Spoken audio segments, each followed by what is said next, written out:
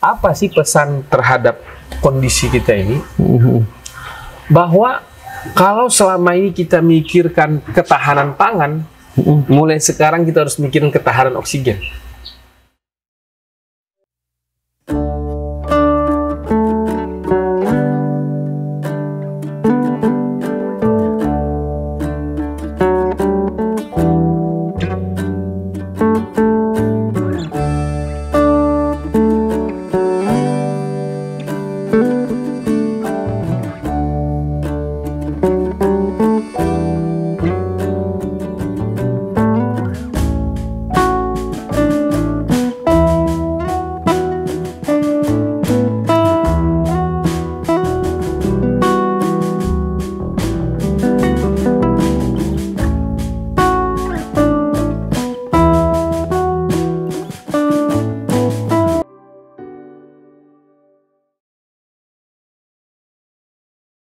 Assalamualaikum, halo sahabat, kita bertemu lagi.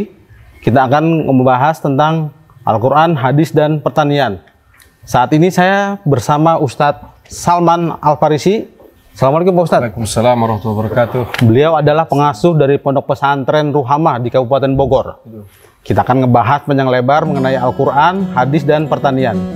Baik Pak Ustadz, langsung aja kita akan ngobrol-ngobrol aja. Gini Pak Ustadz, sekarang kan kita masih dalam kondisi pandemi nih Pak Ustadz nih.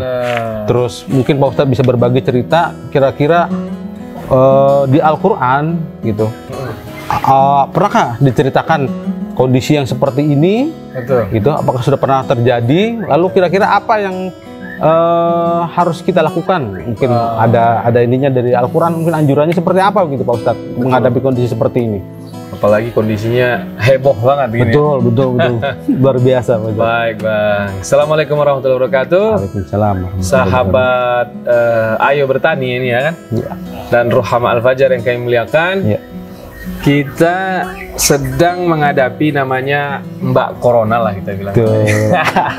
Kondisi yang sedang kita hadapi ini luar biasa. Bukan luar biasa hebat ya, heboh. Hebohnya aja ya, gitu ya. Kalau menurut saya begitu. Tapi kalau pertanyaan ada nggak sih dulu kayak gini? Ada Bang, ada. Namanya ta'un gitu ya. Cuman ta'un kalau kita baca di sejarah virus yang memang sangat mematikan. Kita nggak usah bahas isunya lah ya, karena bukan wilayah kita. Lebih baik kita mengaji kalau terjadi huru hara, bencana, pandemi, kita ngapain sih sebaiknya? Betul. Apa yang harus kita lakukan? Karena saya lihat media sosial, ustadz atau tokoh sekarang malah berdebat mengenai yang kita hadapi. Nah, ujung-ujungnya ini nggak pernah selesai nanti. Betul. Nggak ada ininya kan, nggak ada ujungnya karena masing-masing berpegang pada teori masing-masing. Mending kita pikirkan ngapain kita ini gitu ya. Kalau dari Al-Quran, bencana ini adalah cara bumi menyampaikan pesannya. Iya, karena iza zulzilatil ardu zilzalaha wa akhrajatil ardu athqalaha, itu kan tentang ayat bencana ya. Apabila terjadi gempa atau qiyamah, kalau di ayat ini memang maksudnya qiyamah, tapi kita kecilkan bila terjadi gempa atau bila terjadi huru hara atau bila terjadi sesuatu yang menghebohkan. Apa sih yang harus kita lakukan? Pertama, sebelum apa sih yang harus kita lakukan, ini adalah cara bumi memberi pesan. Yauma izin tuhadditsu akhbaraha, gitu kan? Jadi bumi sedang memberi pesan. Kalau saya lihat sih Bang, isu yang sekarang ini kan yang lagi hangat ini kan. Orang kan kekurangan oksigen nih kan? Betul. Masalahnya pernapasan, hubungannya. Paru-paru gitu kan. Sampai-sampai rumah sakit aja kehabisan oksigen. Kemarin lagi heboh-hebohnya tuh. Betul. Tentu lagi-lagi saya nggak mau bahas isunya, saya mau bahas pesannya. Apa sih pesan terhadap kondisi kita ini? Bahwa kalau selama ini kita mikirkan ketahanan pangan, mulai sekarang kita harus mikirin ketahanan oksigen.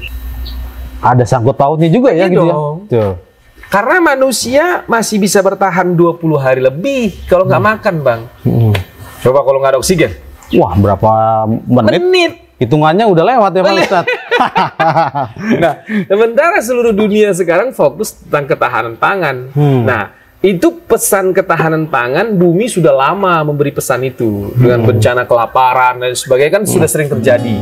Akhirnya dunia ini fokus membahas ketahanan pangan dan itu bagus.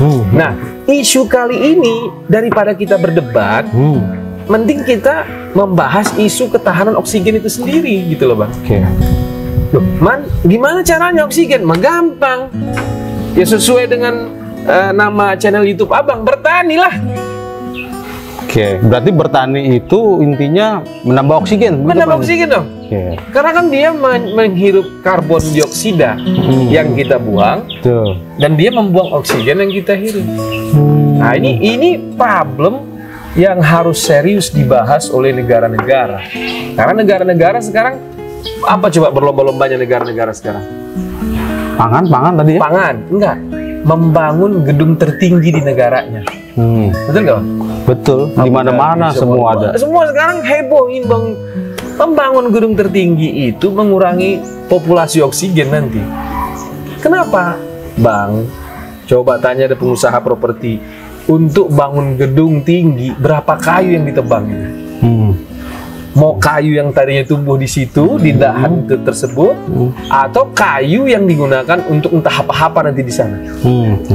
Nah, akhirnya makanya Nabi bilang nanti tanda-tanda kiamat itu diantaranya manusia ini berlomba-lomba membangun bangunan yang tinggi.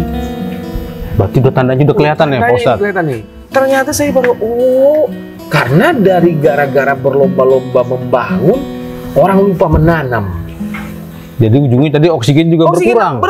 Sumber oksigen habis. Sekarang Abang lihat aja tuh Jakarta tahun 70 gimana coba pohon masih adem banyak. Pondok Indah aja katanya masih kebun karet. Bener. Citayam kita ini lu kebun karet, gak ada sekarang kebun karetnya. Kenapa? Udah jadi barang langka ya, Mas. Udah langka karena orang nanam beton. Nah, ketika beton-beton ini kita tanam, oksigen menipis karena pohon ini sedangkan di sisi lain jumlah penduduk makin banyak. Nah, itu pertanyaan selanjutnya. Man, kalau kita nggak boleh nebang pohon, terus kita tinggal di mana? Nah, betul kan? Oke. Ini mah gampang asal kita mau. Wong kita kasih ilmu sama Allah. Carilah wilayah-wilayah yang memang tandus, tak hidup pohon, di situ bangun perumahan. Ada kan, Bang? Ada di Bogor ini. Kalau ada map dari pemerintah pasti ada lah. Ini enggak perencanaan pembangunan terminal wilayah kebun yang dipakai. Ngapain? Wilayah sawah ngapain? Gue bilang cari daerah-daerah yang kering. Banyak. Berarti sebenarnya intinya kepada peruntukan lahan. Kesesuaiannya bener ya. Iya dong. Kalau tanah ini cocok buat tani, bikin aja buat pertanian. Makanya Hambalang gagal karena itu bukan tanah buat gedong. Sebenarnya buat pertanian ya, Pak. Itu tanah pertanian dibangun buat gedong. Nih bilang apa namanya negara ini kok yang pinter yang sekolah pada kemana gitu. Nah, jadi caranya adalah pesan dia ini kita baca dulu kan. Pesan dia ini kita baca. Nah, bacaan kita ternyata pesan dia ini adalah bahwa kita harus mulai memikirkan ketahanan oksigen. Ketahanan oksigen intinya. Ketahanan pangan tetap wajib, tapi ternyata adapun pangan kalau oksigen nggak ada percuma juga. Percuma. Makanya ayo, karena ketahanan pangan dan ketahanan oksigen sebenarnya satu perlakuan menghasilkan dua manfaat. Kalau kita bertani berarti ketahanan pangan terpenuhi, oksigen juga terpenuhi, Pak Ustadz. Ayo bertani kalau gitu. Ada pertanyaan lagi berarti lanjutannya, Pak Ustadz. Jadi kira-kira tanaman apa atau pohon apa yang direkomendasikan? Rekomendasikan ya. Nah, kalau kita mau bahasnya dengan ketahanan pangan dan ketahanan oksigen, tentu kita harus bangun semacam apa saya bilang ya, pengaturan lah ya. Wilayah ini khusus ubi, wilayah ini khusus padi. Saya kira gini, kita punya IPB kok. Lah. Ada lembaga pendidikan yang sudah meriset itu ya. Ada dong. Dan saya pernah ketemu namanya Habib Idrus di Kampung Rambutan tuh ya. Dia ahli tanah. Jadi tanah ini bisa kita cek, ini cocoknya, ini cocoknya, ini cocoknya. Bisa. Karena kan misalnya terong itu butuh apa? Kita catat. Cari tanah yang kebutuhan terong. Oh, ini wilayah terong. Ada pemetaan harusnya Indonesia ini. Cuman nggak tahu aku di mana ini orang-orang pinter ya. Tadi kan itu pangan. Ternyata Bang, untuk oksigen misalnya, ini baru-baru saja saya ketemu dengan tenaga bapak yang paling ahli lah saya sebut gitu ya. Tapi 8 tahun yang lalu saya sudah mulai nge-googling. Tentu saya harus terus terang googling mengenai manfaat pohon yang akan kita ceritakan ini ya. Dia rumput raksasa istilahnya, bambu. Bambu ini penghasil oksigen terbaik di antara tumbuh-tumbuhan yang lain. Bisa kita bilang 10 terbaik penghasil oksigen di antara tumbuh-tumbuhan adalah bambu. Nah itu makanya, dan luar biasanya kita di Indonesia ini bambu mudah tumbuh, ya kan?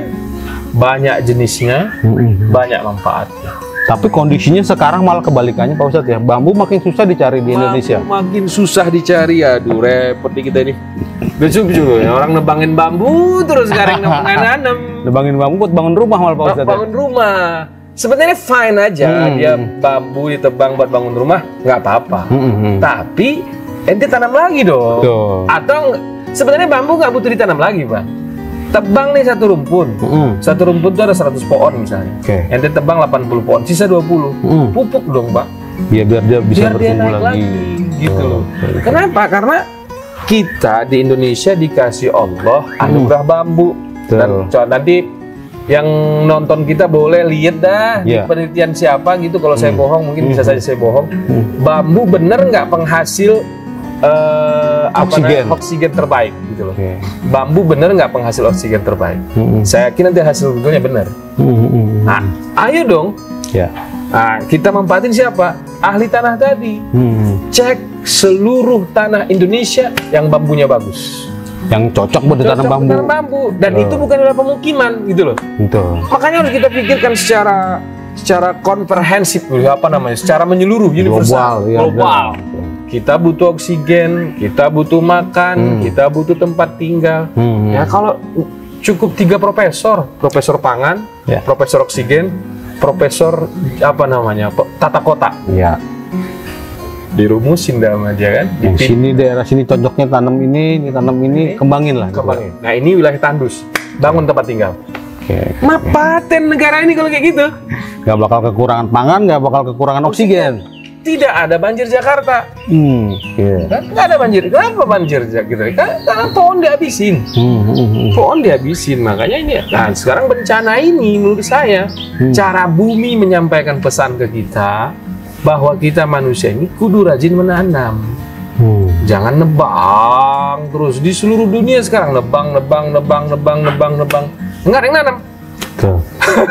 Belum lagi Bang, tambang batu bara, nebang pohon. Pasti pengusaha furniture pakai pohon. Ini yang reboisasi siapa? Dulu kan ada di zaman Pak Harto waktu kita SD reboisasi. Betul. Ada istilah itu ya. Sudah ditebang, tanamin lagi. Ini ya bahkan segelas orang-orang kaya kita juga sesudah batu baranya diambil, dibiarin aja. Harusnya kita kan punya undang-undang. Nah, batu bara, jangan kita salahkan juga pengusaha batu bara kan, karena membuka lapangan pekerjaan, income, memberikan sumbangan. Sama pentingnya juga ya. Penting juga, hanya saja sesudah itu recovery dong lahan. Ditutup lagi lobangnya.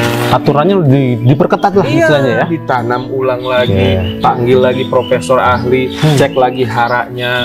Sesudah cek haranya sudah batu bara diangkat, oh tanaman ini yang cocok, mainkan.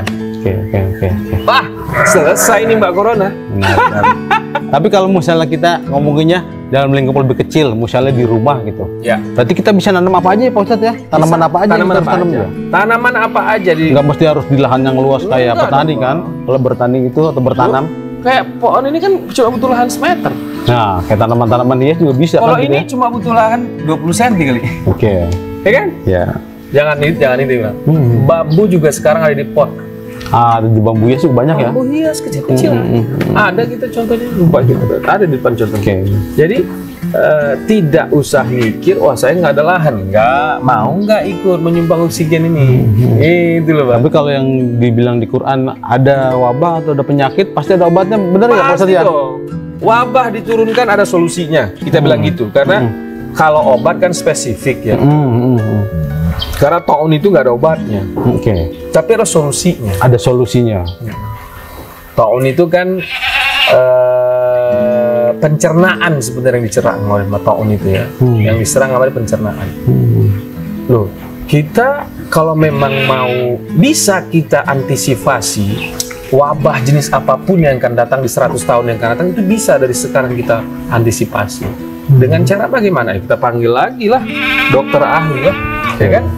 Sebenarnya manusia ini butuh makan apa supaya dia sehat. Nah, semua jenis makanan kita ini kenapa fungsi paru kita melemah, kenapa dulu paru terjadi? Kalau kita ujuk lagi belakang pasti karena manusia ini rakus. Apa aja dimakan. Oh, itu jadi masalah juga ya Pak Ustadz ya? Masalah juga dong Pak. Saya kesampingkan dulu, saya beragama Islam. Saya manusia aja, manusia normal. Harusnya saya konsultasi atau kita bertanya ke dokter. Saya darahnya A, darahnya O, kondisi paru saya begini, kondisi ini saya begini, kondisi pankreas saya begini, kondisi saya begini. Ada nanti saran dari mereka, makan ini bagus. Dan itu nggak mahal. Biasanya yang dibutuhkan oleh badan kita ini nggak ada yang harganya mahal. Apalagi kalau kita mau main pot kan, saya butuh kembang kol, bikin aja di pot bisa. Iya kan tadi saya bilang kayak misalnya di pekarangan, di halaman, nggak perlu yang harus di lahan yang luas kan gitu ya. Enggak, Bang. Jadi supaya wabah ini atau penyakit ini nggak terjadi, perilaku kita dalam hal makan dan minum, kalau kita jaga baik-baik, insya Allah wabah ini nggak kena kita. Kalau tadi agak melebar kita ngomongin makan, Pak Ustadz. Rekomendasi atau anjuran yang dicontohkan Rasulullah sama mungkin Quran juga aturannya kayak gimana sih mudahnya Pak Ustadz? Yang pertama halal. Halal, oke. Ya. Nanti kan mungkin ada saudara kita yang nggak beragama Islam mendengarkan kita ya. Bagaimanapun saya berani nantang siapapun bahwa makanan halal itu lebih baik untuk kesehatan. Makanan halal pasti baik untuk kesehatan. Nah, itu ya. Maka kalau ditanya bagaimana? Halal dulu. Halal. Sesudah halal harus konsultasi sama ahli gizi kita emang Bang ini. Saya nggak ahli di situ ya, nggak ahli saya di situ. Kita tanya apa yang paling bagus untuk saya, gitu ya. Tapi kalau untuk general, global, kita makan apa sebaiknya? Seimbang. Jangan full vegetatif, jangan full daging, enggak, karena bagaimanapun semesta ini butuh keseimbangan. Diri kita ini butuh keseimbangan. Darah kita butuh keseimbangan. Dia perlu unsur nabati, dia perlu unsur protein, dia perlu unsur ini. Nah, kalau mau makan dan sehat, jagalah keseimbangan makanan. Itu globalnya. Pokoknya tidak berlebih dan seimbang. Saya makan daging hari ini sekian, maka saya makan sayur, saya makan buah. Seratnya ada, proteinnya ada, karbonnya ada, gitu loh. Jadi kalau menurut saya sih seimbang, karena itu yang lebih bagus. Kalau pemerintah bilang 4 sehat 5 sempurna, udah cocok belum itu Pak Ustadz? Udah ketinggalan kayaknya. Ketinggalan? Gimana tuh? Kalau saya bilang sih keseimbangan aja, sayur, protein, udah. Kan sayur dan protein. Kalau 4 sehat 5 sempurna itu kan kayaknya udah nggak dibuka-buka lagi tuh ya? Iya tuh kan gitu ya. Itu zaman kita SD kan? Zaman kita SD tuh di kelas ada piramidanya gitu ya, 4 sehat 5 sempurna ya? Saya pernah baca ada penggantinya itu sekarang, tapi saya lupa. Tapi kalau makanan sebenarnya keseimbangan aja lah, jangan terlalu ke kirian atau ke kananan. Intinya gitu ya? jangan berlebih lah kan? Jangan berlebih. Kalau berlebih repot. Tadi halal seimbang dan thayyib yang terakhir baik. Karena belum tentu halal tapi baik. Gimana tuh Pak maksudnya Pak Ustadz? Karena gini, gula baik, tapi kalau dia diabetes ya jangan. Wah itu. Oke? Baik dan halal tadi seimbang. ya, seimbang. Jadi baik, halal, seimbang. Jadi makanan ini akan membentuk imun yang baik di badan. Kalau imun kita baik, ya udahlah Bang, aman dari penyakit. Betul. Imun. Sampai tadi oksigen tersedia semua. Oksigen tersedia, makanannya seimbang, imunnya bagus. Sip. Nggak kena corona kita. Ya. Saya yakin nih kalau masih ada minimal 100.000 hektar lagi di Indonesia ini lahan bambu, nggak serepot ini kita. Kemarin heboh banget dan nyari oksigen, orang sampai ngantri sampai kehabisan, bahkan rumah sakit sampai susah nyari kalau udah tabung oksigen. Dulu aja bawa pohon bambu. Lega kayaknya. Lega lah. Coba aja kalau percaya gitu. Di mana pohon bambu ya? Iya. Mau catatannya buat pemerintah sama pemerintah daerah, harus ada ruang terbuka hijau, banyak pohon. Banyak pohon. Intinya begitu tuh, biar sumber oksigennya semakin banyak lagi gitu. Jangan cuma membangun aja. Iya, kayak kita di Bogor ada kebun raya Bogor. Tuh. Maunya itu di setiap kabupaten ada kebun raya. Harusnya begitu. Jadi ada masjid raya, ada rumah ibadah lah, ada rumah ibadah, kabupaten, ada alun-alun, ada kebun raya. Ada kebun raya. Mainkan. Tuh. Ada nggak pemerintah yang kita kenal nih? Sebenarnya aturannya ada, tapi mungkin penerapannya di setiap daerah bisa konsisten atau enggak, itu yang mesti tanda tanya. Kebun raya Bogor itu menyumbang oksigen luar biasa itu Bang. Tuh. Untuk kota Bogor. Tuh. Kebun raya Jakarta. Di mana tuh kita nyarinya nih? Tapi kalau Pak Anies bisa pasti nemu, karena ada aja pasti tanah-tanah kosong 1 hektar, 2 hektar, 3 hektar di tengah-tengah Jakarta pasti ada. Pokoknya dibangunlah ruang terbuka hijau yang bisa ditanamin pohon supaya jadi sumber oksigen buat kehidupan manusia. Karena kita kalau kita analis dari kondisi ini memang kekurangan kita ini sudah. Karena pohon ditebangin nggak ada yang nanam. Maka kita di Ruhama, Ayo Bertani, ayo kita tani aja udah. Betul. Apa aja bisa kita tanam gitu loh. Tanaman apa aja gitu maksudnya. Mau tani hias, mau tani sayur, tani buah, tani panen kayu, bambu, silakan. Karena ini semua akan menghasilkan oksigen. Begitu Bang. Sahabat, begitulah tadi bincang-bincang kita sama Pak Ustadz Salman Al-Farisi. Ini beliau ahli banget ngomongin masalah pertanian. Seorang Ustadz yang ahli pertanian juga, gitu. Konsisten ngejalanin pertanian. Oke, semoga bermanfaat. Assalamualaikum. Assalamualaikum warahmatullahi wabarakatuh.